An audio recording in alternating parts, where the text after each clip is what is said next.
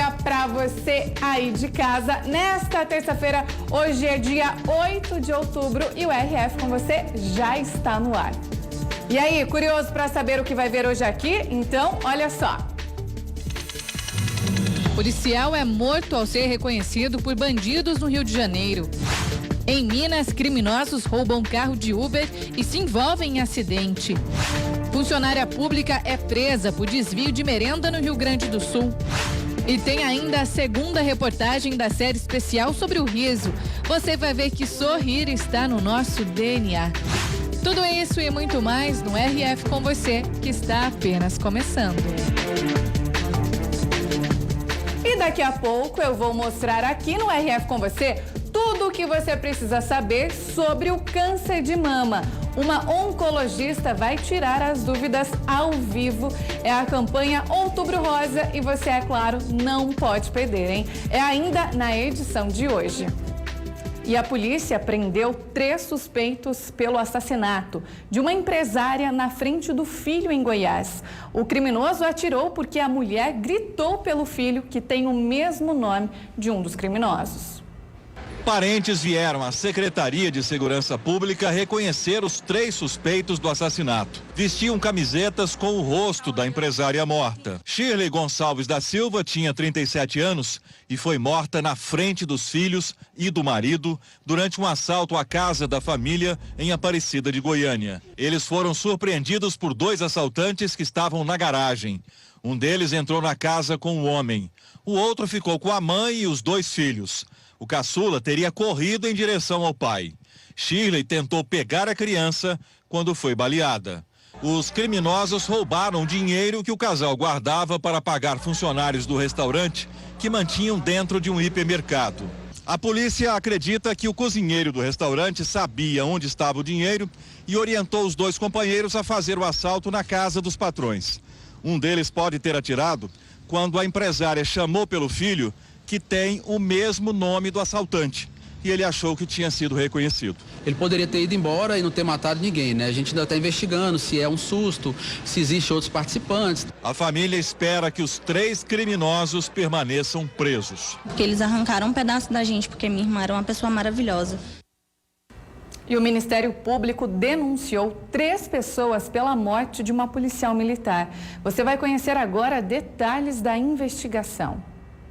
O indiciamento dos suspeitos foi anunciado depois de mais de 2 meses da morte da policial militar Juliane dos Santos Duarte. Elaine Cristina Figueiredo, conhecida como Neguinha, Everaldo Severino da Silva, o Sem Fronteira, e Felipe Oliveira da Silva, o Tirulipa, vão responder pelo crime de homicídio triplamente qualificado. Motivo torpe, com utilização de recursos que impossibilitou a defesa da vítima, e contra agente do Sistema de Segurança Pública em decorrência do cargo, por ser policial militar. Além disso, são acusados de associação criminosa, cárcere privado e tortura. Durante uma coletiva no Ministério Público Estadual, o promotor responsável pelo caso deu detalhes sobre as investigações. A PM Juliane estava com amigos em um bar na comunidade de Paraisópolis, na zona sul de São Paulo, quando foi levada por 4 pessoas na madrugada do dia 2 de agosto. Durante uma confusão, depois do desaparecimento de um celular, a identidade da PM foi descoberta. E quando estavam no encalço dela, essas pessoas começaram a discutir com ela, etc. tal, e começaram a segurá-la para tirar a arma. Ela resistiu a isso.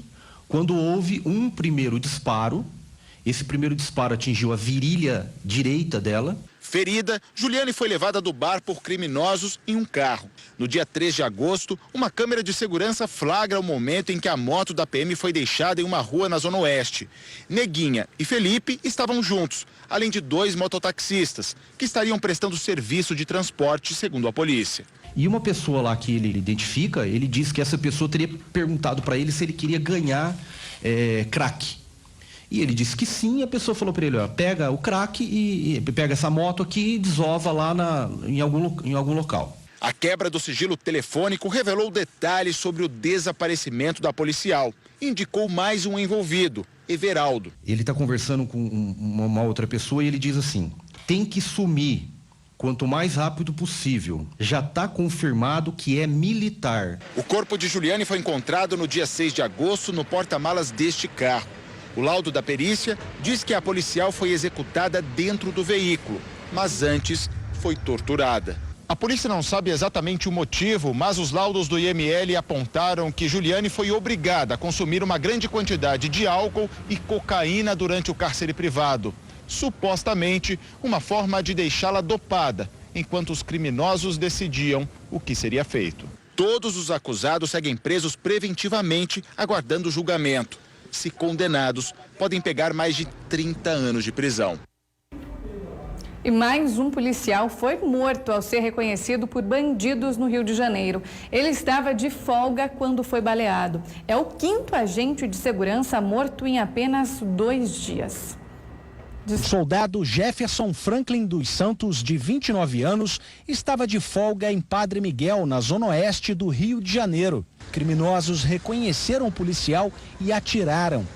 A vítima morreu no local. Os suspeitos fugiram com a arma do soldado. Jefferson é o 5º agente de segurança morto em apenas 2 dias. Um cabo da Marinha, 2 policiais militares e um civil também foram vítimas de ataques. Desde o começo do ano, 80 policiais militares já foram mortos em ações violentas no estado do Rio de Janeiro. 22 estavam em serviço, 47 de folga e 11 eram reformados. Policiais civis também foram vítimas de ataques criminosos. Entre eles, Eduardo Freire Pinto Guedes, conhecido como Paquetá. O agente foi morto durante uma tentativa de assalto em junho e foi durante outro roubo 4 meses depois do crime, que a polícia prendeu um dos suspeitos. Dessa vez, a vítima era uma idosa. Ela saía de casa com o carro quando foi abordada por 3 assaltantes na Zona Norte. Eles fugiram com o carro dela e chegaram a atirar. Mais policiais estavam na região e prenderam um trio. Darli Rodrigues é o suspeito de matar Paquetá. Ele tinha 5 passagens pela polícia. Tiago Meira Martins da Silva também foi preso. Ele é suspeito de participar da morte de outro agente, o policial civil Marcos Aurélio Garcia da Fonseca, durante um assalto também em junho. Caio Rodrigues já tinha um mandado de prisão em aberto. E um motorista de aplicativo teve o carro roubado na madrugada de hoje em Minas Gerais. Os ladrões fugiram com o veículo e se envolveram em um acidente. Os criminosos ficaram presos nas ferragens. A chamada pelo aplicativo foi durante a madrugada. A Daí chegou para buscar os passageiros e assim que eles embarcaram, veio a surpresa. Eles colocaram o revólver na minha cabeça, anunciaram o assalto. E falaram o que com você? Mandaram eu sair do carro correndo sem olhar para trás, senão eu ia tomar tiro. Depois que os ladrões fugiram com o veículo, a Daí foi buscar ajuda. Do jeito que eles arrancaram, eu percebi que eles não sabiam dirigir. Aí eu corri, logo no quarteirão de baixo eu encontrei os policiais. Aí até achar o carro todo destruído desse jeito, você tá vendo aí. A polícia já estava à procura do carro quando recebeu a informação de que um veículo tinha se envolvido no acidente na mesma região. Quando os militares chegaram aqui no endereço, encontraram exatamente o carro que tinha sido roubado minutos antes, batido no poste. E as vítimas presas às ferragens. A primeira a ser retirada do veículo foi uma das mulheres que teve uma fratura na perna. Ela foi imobilizada e levada para a ambulância. Em seguida, um outro rapaz foi socorrido. O resgate mais demorado foi de uma das garotas que estava sentada no banco de trás, bem na parte do carro que ficou prensado no poste. Os bombeiros tiveram que cortar as 2 portas para facilitar o trabalho. Depois de muito esforço, a menina foi retirada do carro e levada para o hospital. Os outros 2 ocupantes, um deles adolescente e um jovem maior de idade que dirigia o carro roubado, não ficaram feridos e foram detidos em flagrante. A arma usada no assalto, esta pistola de brinquedo, foi encontrada na rua e apreendida pela polícia. Petrobras anunciou redução no preço da gasolina já a partir desta terça-feira. Por isso, vamos falar ao vivo com a repórter Karina Rossi. Karina, os motoristas já devem sentir essa queda no preço ou ainda não? Boa tarde. Boa tarde, Larissa. A todos que acompanham o RF com você, ainda não, Larissa. Não é possível ainda sentir a mudança nas bombas. Como nós falamos há 2 semanas, mais ou menos, Teve um aumento no preço do combustível, da gasolina especificamente. Só que, olha, hoje neste posto, por exemplo, de combustíveis, o valor do litro da gasolina continua a R$ 4,49. Então ainda não teve mudança não, tá? Mas o programado é que a Petrobras diminua ainda hoje o preço do litro da gasolina em 1,23% nas refinarias. Aí de R$ 2,21,59, 2,21,59 vai para 2,18,89. Desde o mês passado, o preço vinha se mantendo estável até, né? O ritmo menor de reajustes tem como base a política de ED, adotada pela petroleira há pouco mais de um mês. O ED é um contrato financeiro que dá o direito de comprar ou vender um ativo no futuro por um valor combinado previamente. É uma espécie de seguro que protege a empresa de bruscas variações do mercado. Foi aí então em setembro que a Petrobras anunciou esse mecanismo e vai permitir aumentar os intervalos de reajustes nos preços da gasolina nas refinarias em até 15 dias.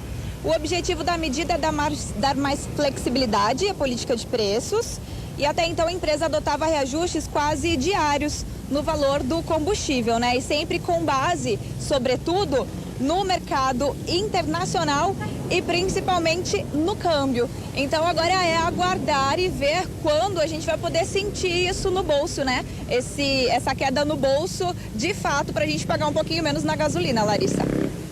Obrigada pelas informações, Karina. E é claro, a gente vai ficar de olho e a gente avisa você quando o preço realmente cair.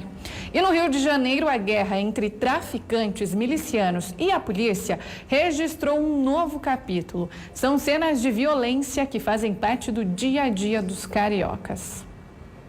16 suspeitos foram presos, 10 fuzis, pistolas e veículos roubados apreendidos.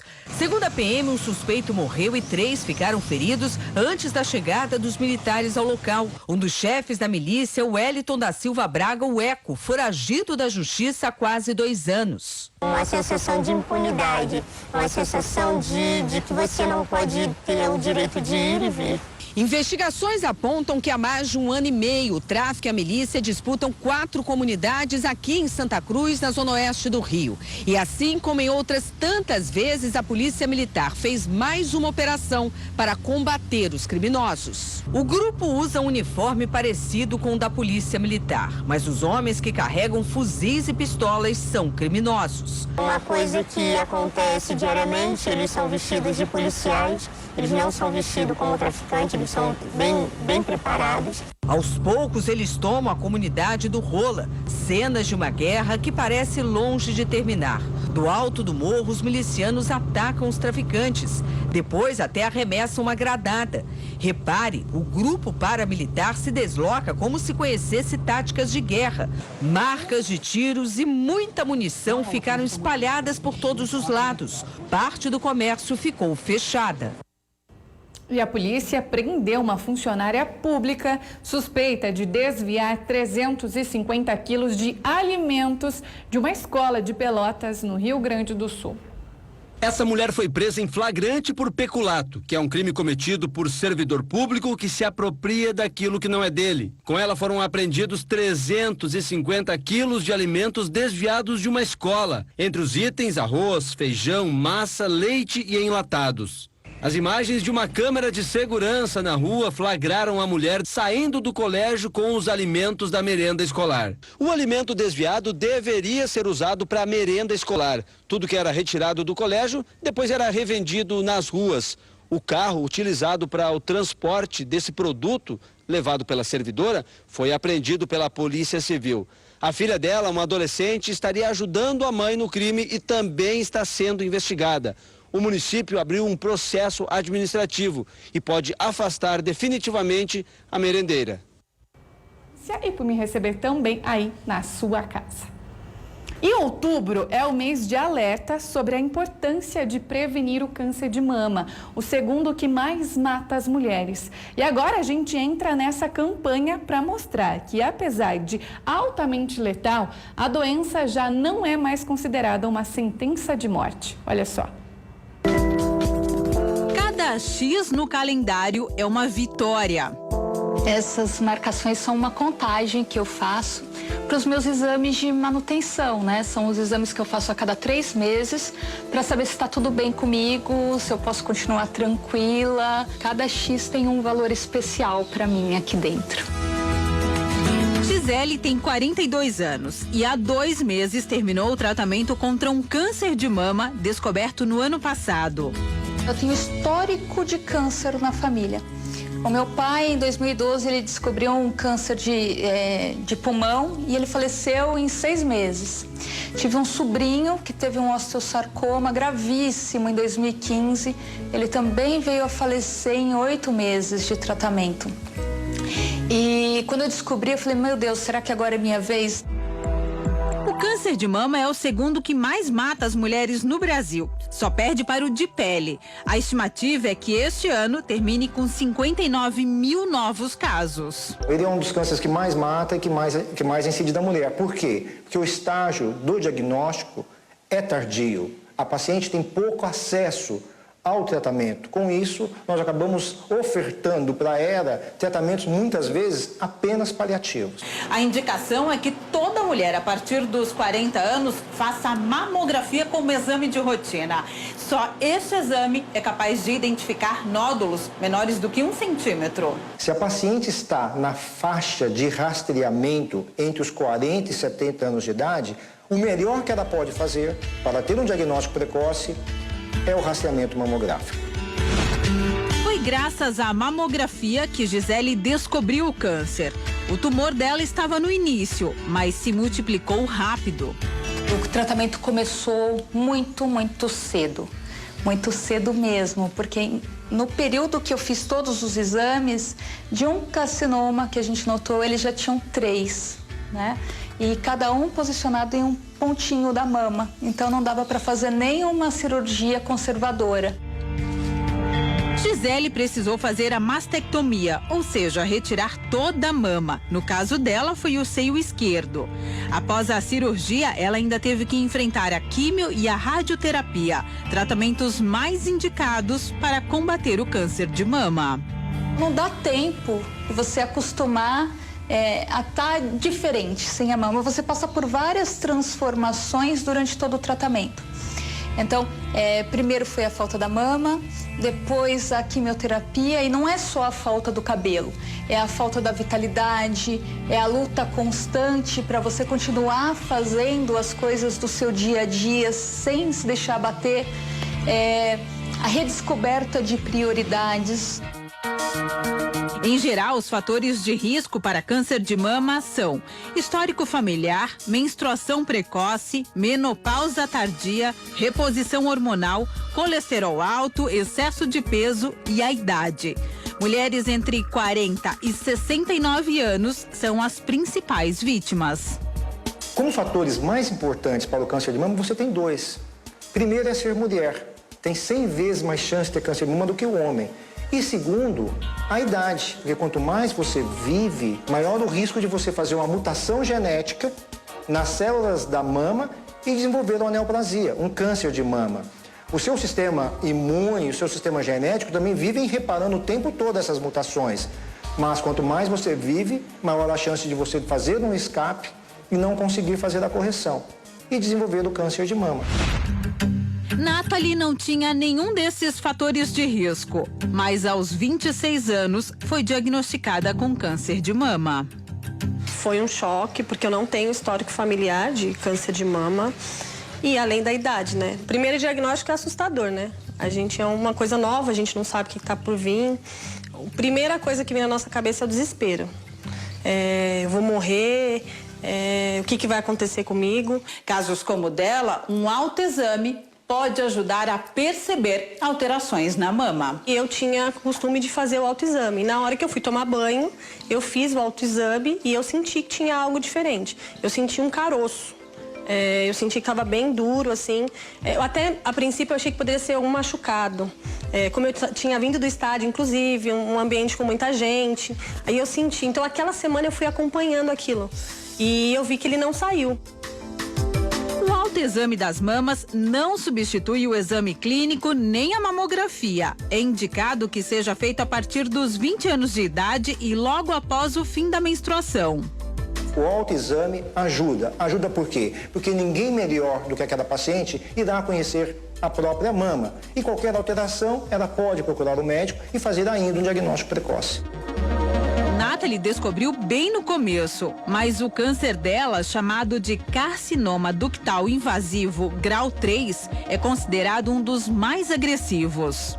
Foi uma corrida contra o tempo. Eu descobri em março, né, dia 6 de março. No dia 27 de março eu já estava entrando na mesa de cirurgia para fazer mastectomia radical da minha mama. Então eu dormi com mama e acordei sem. Logo em seguida, ela começou o tratamento com quimioterapia e radioterapia. Depois de 1 ano e meio, já no final do tratamento, descobriu que estava grávida de 2 meses. É muito raro isso acontecer, já que a quimioterapia reduz a função ovariana. A surpresa da gravidez só não foi maior do que o susto. E agora eu quero receber aqui no nosso estúdio a oncologista Ivânia Fávero, médica coordenadora do Centro de Oncologia aqui de Limeira. Seja bem-vinda, doutora, ao nosso programa. Obrigada. Eu queria abrir o nosso bate-papo falando sobre a importância agora da campanha do Outubro Rosa, né?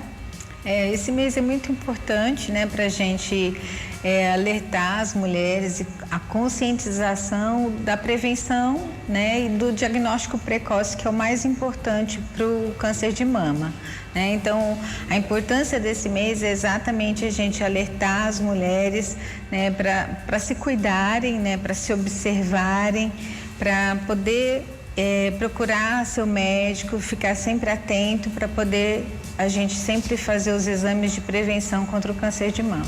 E é legal a gente falar que o mês de outubro serve como um mês de alerta, né? Exato. Mas os tratamentos a mulher tem que colocar ali na agenda já como uma rotina. Exatamente isso, assim, a gente esse mês, né, foi escolhido, mas assim, a mulher tem que estar sempre atenta.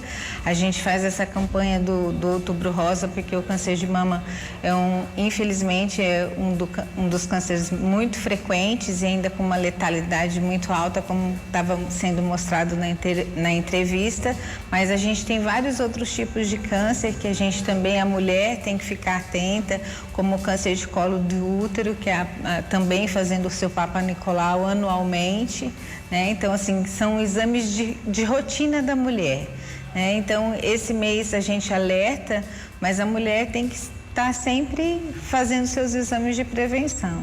Doutora, e quando uma mulher precisa começar a fazer esses exames? Existe uma idade certa para isso?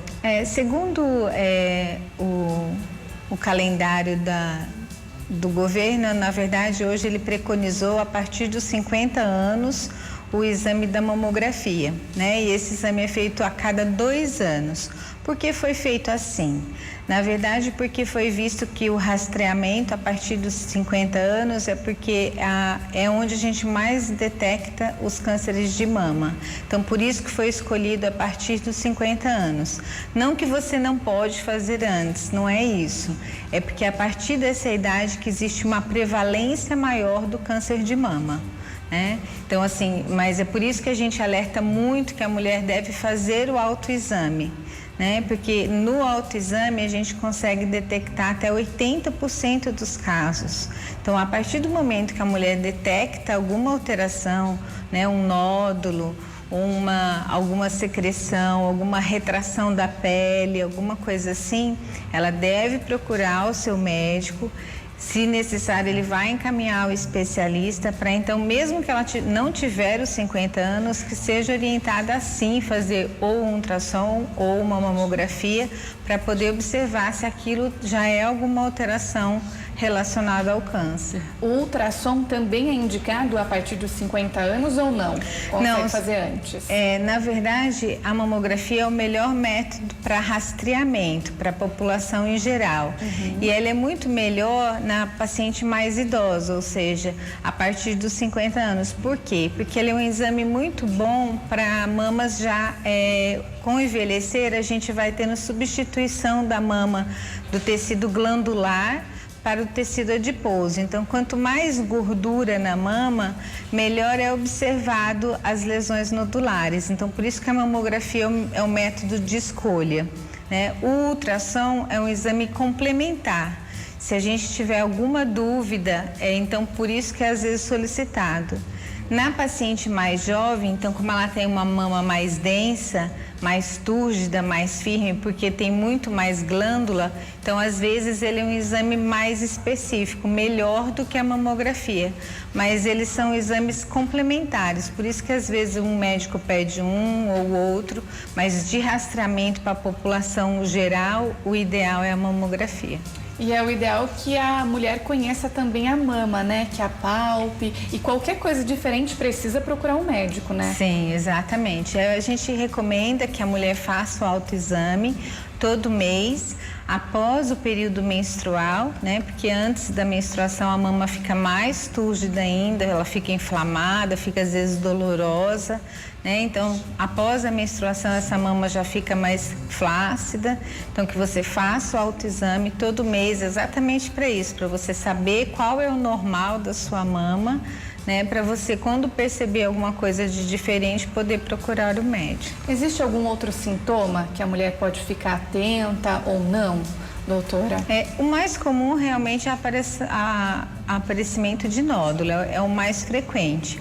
A maioria das vezes os nódulos são indolores, mas existe sim alguns nódulos que podem doer, né? Existe aquele mito de que câncer não dói, né? Isso realmente é um mito. A maioria não dói mesmo, mas pode doer? Pode. Tá? Não é o comum, né? Então a maioria são nódulos mesmo, você percebe um caroço na mama ou às vezes na axila, na região da axila, né? Pode às vezes ter alguma secreção no mamilo, né? Às vezes com sangue ou sem sangue. A maioria das vezes é muito mais comum só de um lado, não nos dois. Quando é nos dois é muito mais comum alguma outra doença que seja mais benigna, né? E pode também ter algumas retrações da pele, estilo uma pele assim como se fosse uma casca de laranja. É isso também, algumas alterações que a gente observa. Pode também ter retração do mamilo, né? Em vez do mamilo estar para frente, ele retrai para dentro. E nós falamos agora um pouco da prevenção, né? Que é muito importante.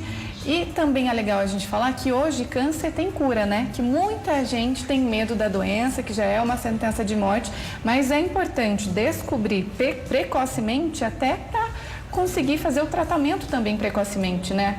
Exatamente. Acho que o mais importante dessa campanha é a detecção precoce. Eu acho que é o principal. Felizmente, 90% dos casos que a gente diagnostica precoce, ele está curado. A gente tem milhares de mulheres curadas hoje. E isso é a importância do diagnóstico precoce. Infelizmente, quando a gente diagnostica muito tarde, a gente não tem esse índice alto de cura. Então, por isso que é importante a gente diagnosticar quando a gente tem uma lesão inicial. Isso é muito importante realmente. E eu falo disso com tanta propriedade, doutora, porque a minha mãe, com 36 anos, ela teve câncer de mama, foi fazendo o autoexame que ela conseguiu perceber. A doença estava no início, então ela fez todo o tratamento, precisou fazer a quimioterapia, caiu o cabelo e tudo mais, e hoje, graças a Deus, ela está curada. Então, é bom a gente ressaltar que câncer também tem cura, mas é importante a gente fazer os exames. Eu queria saber também, doutora, se existe estágios ou câncer diferentes. Não sei se a gente pode falar assim, existe doenças diferentes? Sim, exatamente, existe sim. Dentro de câncer de mama, existe o mais comum que a gente chama de os cânceres de mama receptores hormonais positivos e os que não têm receptores hormonais positivos. Isso assim já separa bastante os tipos de tumor. Os receptores hormonais são os mais comuns e, felizmente, vamos dizer assim, os mais bonzinhos também, né? Esse tipo de tumor é um tumor que a gente pode tratar além da cirurgia, que é o método inicial de tratamento preconizado para todas as mulheres. Além de quimioterapia, algumas pacientes podem se beneficiar também da hormonioterapia e que é um tratamento menos agressivo do que a quimioterapia. né? E existe os pacientes que não são receptores hormonais positivos. Aí essas pacientes, o hormônio então não funciona, aí não tem jeito, a gente precisa tratar com a quimioterapia. E existe ainda um outro tipo de tumor que a gente hoje sabe um outro receptor, que é o que é chamado de receptor HER2, que é um outro tipo de tumor, é um receptor que foi descoberto, na verdade até o tratamento está sendo esse ano comemorado 20 anos da descoberta desse novo remédio e que ele é um alvo direcionado a esse receptor que a gente consegue tratar, e esse antigamente era o pior tipo de câncer de mama e hoje com esse remédio que a gente consegue inibir esse receptor, as mulheres estão vivendo muito mais. Então com essa descoberta a gente conseguiu uma reviravolta nessas pacientes, então a gente consegue tratar muito melhor, né? Então a gente consegue, na verdade, dentro dos cânceres de mama, vários tipos deles. Além disso, existe vários, né, tipos de tratamento, que conforme eu estava falando, além da cirurgia, dentro da quimio, da hormônio e esse outro tipo de tratamento, a gente ainda tem também a radioterapia, né, nas pacientes que não precisam fazer a cirurgia, né, total, a mastectomia, a gente necessita também complementar com o tratamento da radioterapia. Ou seja, cada caso é um caso, né? Então, cada câncer vai ser tratado de uma forma, às vezes o tratamento de uma não é o de outra, e isso vai ser analisado junto com o médico, né? Sim, são vários, né, vários aspectos que a gente precisa observar no tipo de câncer. Câncer, ele pode passar, por exemplo, de pai para filho, de mãe para filho. A gente consegue falar que isso é real ou não? Existe o câncer de mama hereditário, né? Na verdade, existe dois tipos, na verdade. O genético mesmo, que foi, né, ficou muito famoso recentemente por causa da história da Angelina Jolie, né? Que na verdade é uma mutação, né, que já foi descoberta, que é a mutação que num gene que existe, na verdade, são dois genes, que é o BRCA1 e o BRCA2. Né, são dois genes relacionados. O BRCA2 é muito mais comum no câncer de ovário, mas ele também está relacionado no câncer de mama numa frequência menor, mas também. Então, se a sua mãe tem essa alteração genética, a chance de você ter um câncer de mama é mais de 80%. Então, isso é um fator genético. Então, realmente, por isso que a Angelina Jolie foi submetida a uma mastectomia total bilateral, porque ela tinha essa chance realmente. E além disso, infelizmente, a gente sabe que é uma cirurgia mutiladora, né? A mulher ficar sem as duas mamas. E não adianta só retirar a mama, porque existe o fator hormonal. Então, além das mamas, ela é necessário retirar também os ovários. Então, por isso que ela tirou, na verdade, inicialmente a mama e depois ela necessitou também tirar os dois ovários. E é um exame que é feito pelo SUS ou não? Só em clínicas privadas? Na verdade, esse exame ele era um exame de muito alto custo. Hoje, felizmente, isso tem caído muito. Infelizmente, a gente ainda não tem disponível no SUS. Na saúde suplementar, nos convênios, hoje já está preconizado em alguns tipos de mulher, né? Alguns tipos de histórias familiares, né? Em casos de mulheres abaixo de 40 anos já é autorizado, né? História familiar de mulheres de menores de 40 anos já, e alguns outros casos também. Aí o convênio já libera para poder fazer esse exame. E também é um exame que vai ser pedido pelo médico, né? Na verdade, esse exame atualmente ainda só é possível solicitar por um geneticista, então você tem que passar, não adianta só o oncologista ou o mastologista, tem que passar numa consulta com o geneticista, exatamente para ele fazer todo o cronograma familiar, de história familiar realmente, para saber se tem aquela história familiar positiva, para ver a necessidade ou não de fazer esse exame, pois é exatamente isso, a conduta infelizmente é muito agressiva, né? Então você tem que orientar muito bem a família sobre isso. A gente falou bastante de câncer de mama e relaciona as mulheres, né? Mas os homens também devem ficar atentos. Sim, né? Felizmente, o câncer no homem é uma porcentagem bem baixa, 1% dos casos, mas existe câncer de mama no homem e, infelizmente, quando tem, ele é bem agressivo. né? Então, o homem também, quando assim que percebe algum nódulo na mama, ele precisa procurar o médico, né? Porque existe câncer de mama masculino e, infelizmente, é bastante agressivo. E o câncer pode se espalhar também pelo corpo? É o que a gente fala de... Esqueci o nome, doutora.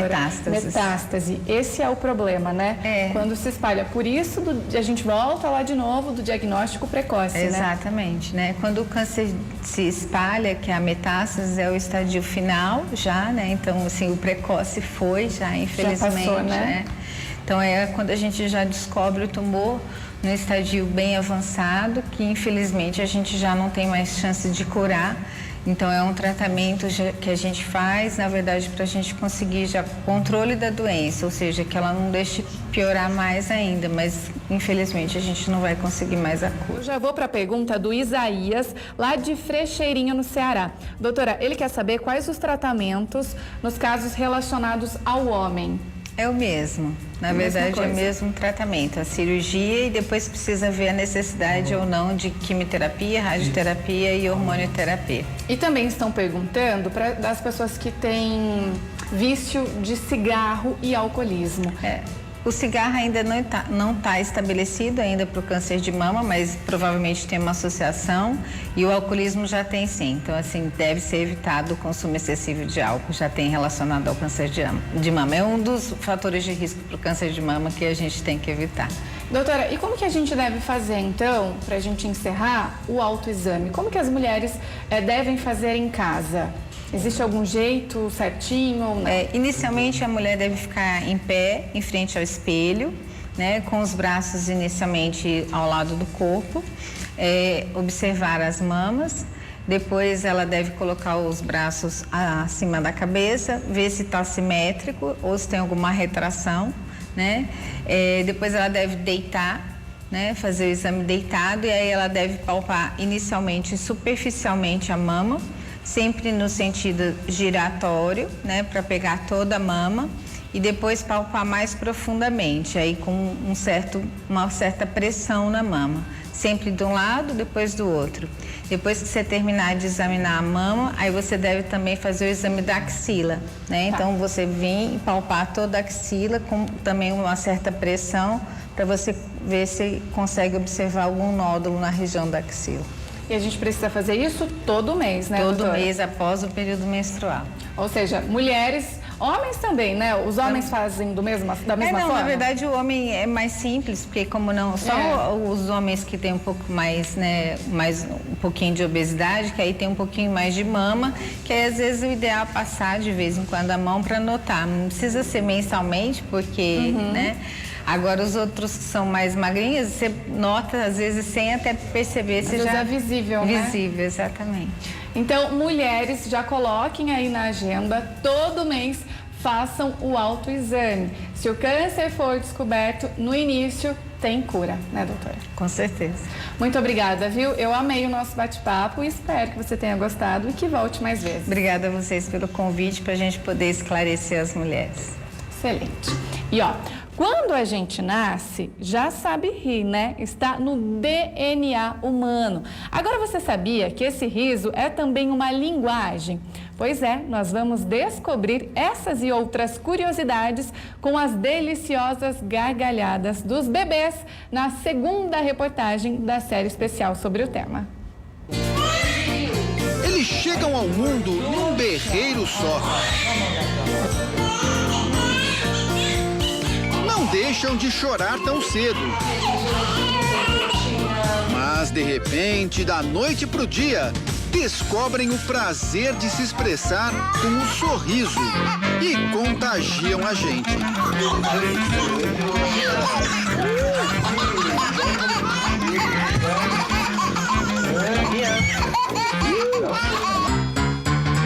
Olha o Guilherme, por exemplo, experimenta um sabor novo, dá risada.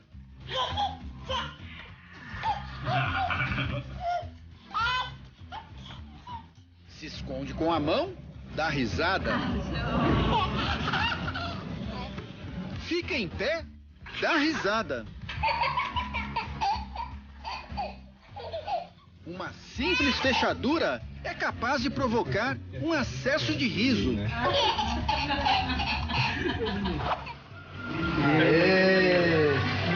É todo mundo? Todo mundo, você cumprimenta?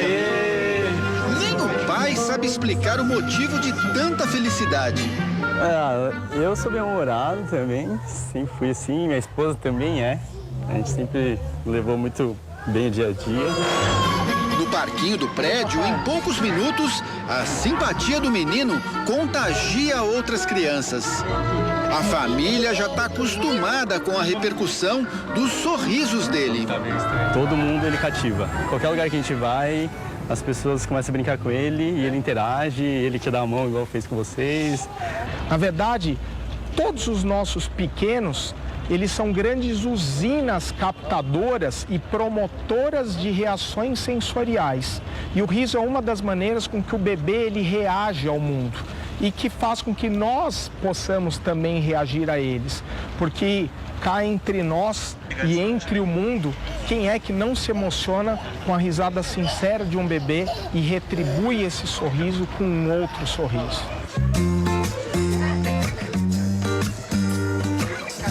11 meses de bem com a vida, rindo pra qualquer um. Eu fico feliz também, né? Porque eu vejo que é uma criança feliz, não é uma criança recuada, né? Quando o Enzo está no meio do pai e da mãe, então, é só alegria. Vai passear? Vai passear? Vamos lá, Alessandra, você nunca se incomodou com um choro de criança aqui. Isso é um problema, né? E é assim, desde recém-nascido. O Enzo, rapaz. Ele tá ficando já de pé.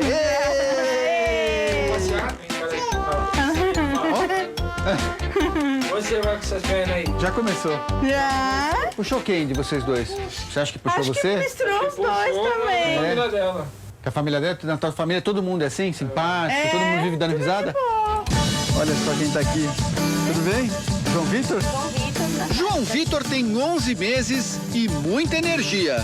A mãe dele trabalha no shopping e aproveitou a hora do almoço para conversar com a gente. Pode me conhecer? Oi. Olha só. Mas nesse dia o João estava mais interessado em brincar. Custou para dar um sorriso. Mas nos vídeos da família esbanja bom humor. Eu acho que é por causa da gente mesmo, assim, a gente fica brincando com ele, o tempo todo mundo deixa ele mais quietinho, sabe? Brincando. Quando ele sorri, ele vê que ele provoca uma sensação no adulto, ele pode ir repetindo. Você tem um sistema de recompensa, então se você começar a ativar o sistema de recompensa, ele tem as recompensas positivas. O riso de um bebê nunca perde o encanto, mas vai evoluindo com o passar do tempo. Até os 3 meses de vida, é reflexo de sensações físicas, como cócegas e movimentos com o corpo.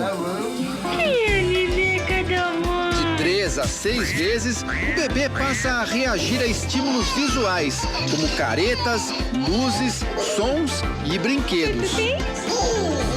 De 6 meses a 1 ano, começa a fase de interagir com os gracejos que a gente faz. A partir de 1 ano de vida, já é capaz de entender os motivos do riso. Faz graça para chamar a atenção e absorve muito o humor e o astral da família. Por isso, nesse período chamado de primeira infância, até os 5, 6 anos, é importante que os pais evitem discussões ou brigas na frente da criança. Casas com bebês felizes geralmente são casas com casais felizes. Uma criança que vai ser bem estimulada, que vai ser estimulada adequadamente, que vai estar num ambiente adequado, então a gente diz assim, ela pode aprender a ficar mais, a sorrir. Era um fim de tarde, depois do trabalho, o pai ligou o celular e pôs o filho no ombro para dar uma bronca. Para de bagunça! Para de bagunça!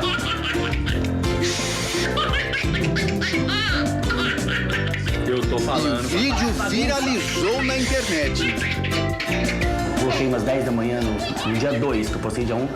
Meia-noite tinha 1,5 milhão de views. Eu falei, meu celular travava, eu pegava o tablet, travava e era a galera compartilhando. Num dia? Num dia. De uma hora para outra, Rafael, então com 11 meses, virou sucesso mundial. E, pô, seu filho, é engraçado que ele já pequenininho, com 1 ano de idade, ele já começou a faturar um dinheirinho, né? Faturar o dinheirinho, ele se pagou. Falar que ele se pagou, falar, ó, você é uma criança independente. Pagou as fraldas. Pagou. O pai percebeu o potencial das gargalhadas e não parou mais de postar vídeos do filho. 1 ano e meio depois da fama, Rafael continua muito simpático, mas já não dá bola para estranhos. Vamos pôr ele aqui em cima. Vai pro tio ali em cima, vai ali, tio. Ei, esse menino famoso aqui. Dá um abraço no tio. Ó, o tio vai embora triste, hein? Na frente de uma câmera grande de TV, nada de gargalhadas, só gracinhas. Ele é um pouco sarrista, no modo bom de dizer. Ele faz as piadinhas dele, ele já entende, faz as pegadinhas dele, já tá com aquela cara de arteiro, dá risada. A família do Rafa recebeu centenas de mensagens depois que o vídeo bombou na internet. Para de bagunça! Muita gente dizia ter se comovido, porque se lembrava de como era bom gargalhar assim na infância. Infelizmente, o que nós percebemos é que ficamos cada vez mais insensíveis às pequenas coisas da vida que nos promovem prazer e que antes nos faziam rir enquanto bebês e que ao envelhecermos nós vamos perdendo essa capacidade de leitura. Ao ter a expressão do riso, o seu cérebro lê em você uma confiança e um estímulo que pode reforçar em você e lhe dar a confiança que você necessita para resolver determinada situação.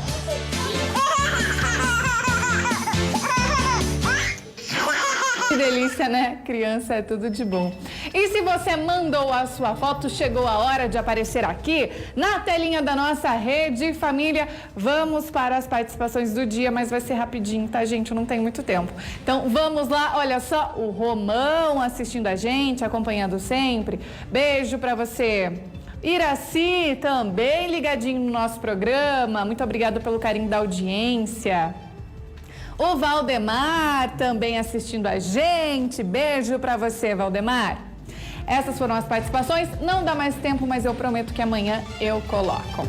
Eu vou ficando por aqui e você segue na companhia do Alberto César. Agora tem RF Esporte Clube, as principais notícias do esporte para você. E nós nos vemos amanhã a partir das 9 horas da manhã com RF News primeira edição. As principais notícias de Campinas e região e o dinamismo que você já conhece. Eu conto com o carinho da sua audiência. Uma ótima terça-feira para você e para toda a sua família. Beijo. Pode chegar, Alberto. Tchau.